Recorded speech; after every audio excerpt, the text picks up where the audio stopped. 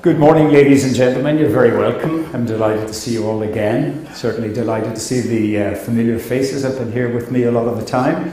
And very welcome, of course, to the new faces.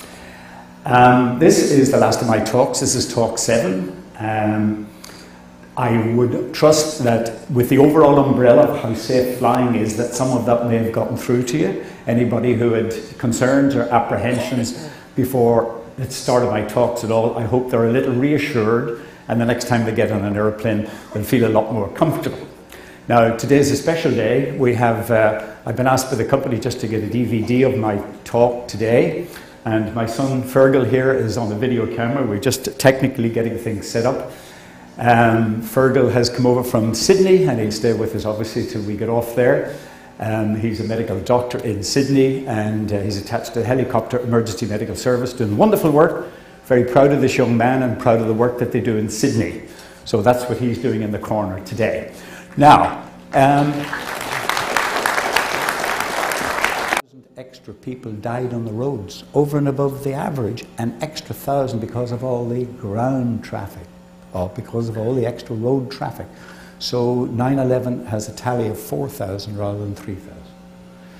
Okay, I just want to talk very briefly. These are accidents that made a big difference in aviation. It started a long way back. This was British European Airways, then they are now British Airways. What crew gradient? Why was that accident? Because the captain was a superior, obnoxious little character, a co-pilot intimidated by him, airplane gets airborne, the captain has a heart attack, and he retracts flaps at a speed that he should not have. The co-pilot would have known this airplane would not fly at that, and a co-pilot sat there while this guy did something that was an unrecoverable, brought this airplane to an unrecoverable condition. And that was because of the intimidation of somebody very superior, being difficult and not integrating properly as a crew member and not considering the other guy, keeping the other guy in the loop, as it were. In those days, British Airways, the captain, if there were night stopping, he'd stay in a different hotel. He was the superior human being, and the co-pilot was the T-boy. He didn't get a look in the operation. And it meant that the co-pilot was afraid to interfere or intervene when he saw this captain do something that he knew was going to make the airplane unflyable. And British Airways, after that, changed their whole modus operandi. They got the whole management people and the training people and said, we've got to break the barriers down here. So the first thing you do is, let's get on first name terms. Not Captain, sir, and Mr. First Officer, or Mr. Co-pilot. It's Bill and Jack. Get first names going here, and get briefings done differently. A good captain will say, taxiing out an airplane to his co-pilot, Fred, if you see something you're not happy about, speak up. If he's a junior guy, you have to encourage him to speak up. Because we all make mistakes, and we all have oversights. And you have to encourage the guys to open their mouths and speak up. So that was a big change, the whole way that British Airways worked. That's a famous one you'd know about. They had a little nose gear problem, and 3 pilots, 2 pilots and an engineer, spent a half an hour changing a light bulb and trying to find out why this light was red for the nose gear instead of green. And the autopilot was flying the airplane around over the Everglades in the dark. And the captain unknowingly happened to lean forward when he was pressing the bulb, and he hit the control column, but he would touch it very gently, and it knocked out the height lock, which kept the airplane at the same height. So this airplane doesn't have a height lock holding it, and it's going round and round, going down very gently. And it went all the way down till it crashed and disappeared in the Everglades and lost everybody. So that's distraction, preoccupation. Somebody's got to fly the airplane. You get an emergency in the cockpit, the first decision is who's going to fly the airplane and who's going to deal with the problem. So a good skipper ordinarily would say, you fly it. Just fly the airplane. That's all you got to do. Fly it. I'll sort out the problem. But in that case, 3 guys are changing a light bulb.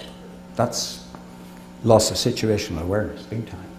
What happened here? The reason why I put that one up, that changed everything for Swissair. And the reason it did was these guys get smoke in the cockpit, and they spent their time reading a checklist to try and get rid of it. And then they went way off out over the ocean to dump fuel, and this smoke is building and building to a point where they couldn't read the instruments anymore, and they lost control. So what's wrong with that system? Checklists are for guidance. They're not a Bible. They're for guidance. You have to have the ability to interpret the conditions. There's times when you throw the checklist out the window. And I'll just allude to another one, the one on the Hudson River. Mr. Captain Sully should not have had the co-pilot reading a checklist. You lose 2 engines in an airplane, you're 2,500 feet, you have limited options going on here, you're going to be on contact with the planet fairly quickly. Not a time to take the only other pair of eyes and ears you have out of the loop and have them reading a bloody book. What a silly thing to do. Throw the checklist out, throw it away. You have to be able to improvise on the day. Improvise. And what happened to these guys, they were done by the checklist because their training is such that in Switzerland, I don't know, I've had some dealings with Swiss people that are very proficient when things are going well. The ability to improvise and interpret, maybe not the greatest on the day.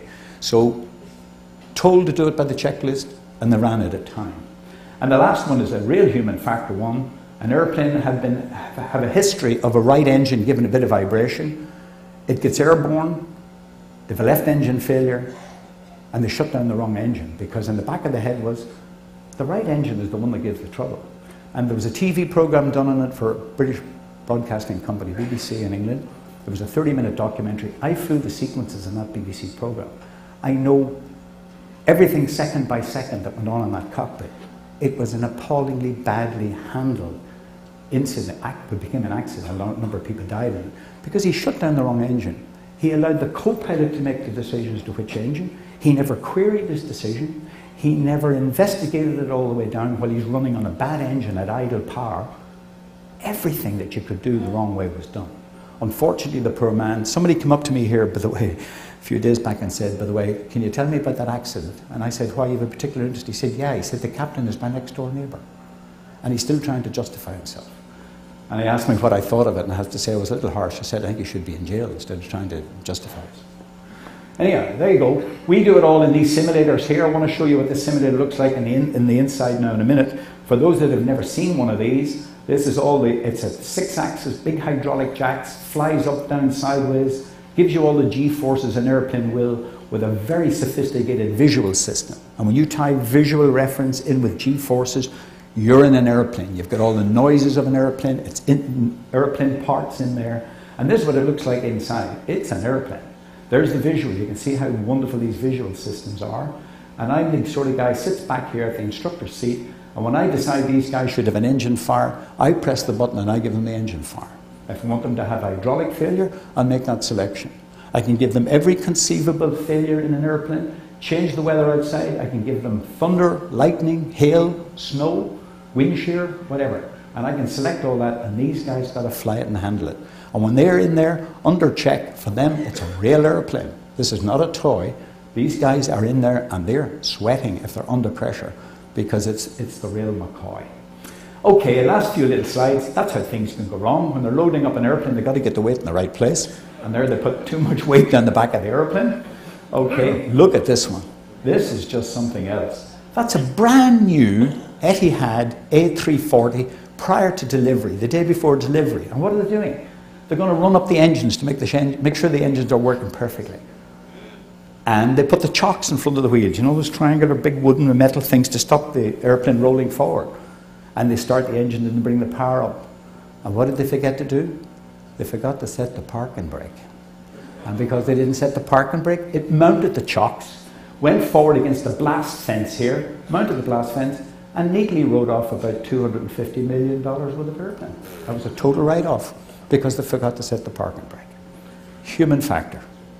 Last one, just to reassure you, that is the trend in aviation. Over the last 20 years or so, it's going down, down, down. A few little bumps in some of the years. We're down here by where we were 20 years ago. It's leveling off a little bit here because we can only do so much with the airplane. We can't improve anymore pretty well. And we got the human being that we have to try and improve. And of course, we all know how difficult it is to change human beings and to make them perform better. Okay, that's it. I hope you've gotten something out of the 7 talks I did. I hope you've enjoyed it as much as I've enjoyed giving the talks. And I'm delighted to see you. I'll take some questions from the floor because I have about one minute. And if not, please come up here while I'm tidying up, or I'll see you outside, or I'll see you down at the aquarium bar for any questions that you might have. So if anybody's just a quick question, I'll deal with it. Otherwise, I'm really out of time. A quick one? Anybody? Yes? How many countries in the world are building airplanes? Are building airplanes? Oh, goodness me. Well, the big builders, obviously, Airbus is outselling Boeing at the moment. So Airbus is the big one, Boeing would be second. Then down in Brazil, you have the Embraers down there. And some companies have gone bust, like Fokker used to build them, Viscounts, all those things are gone. The two biggies really are Boeing and Airbus. And I say Airbus is outstripped. They seem to be getting slightly more economic airplanes than Boeing do. I think I'm out of time because Sandra will be giving out to me if I run on anymore. So please come outside or down to the bar. And thank you very much. I appreciate you coming. Thank you.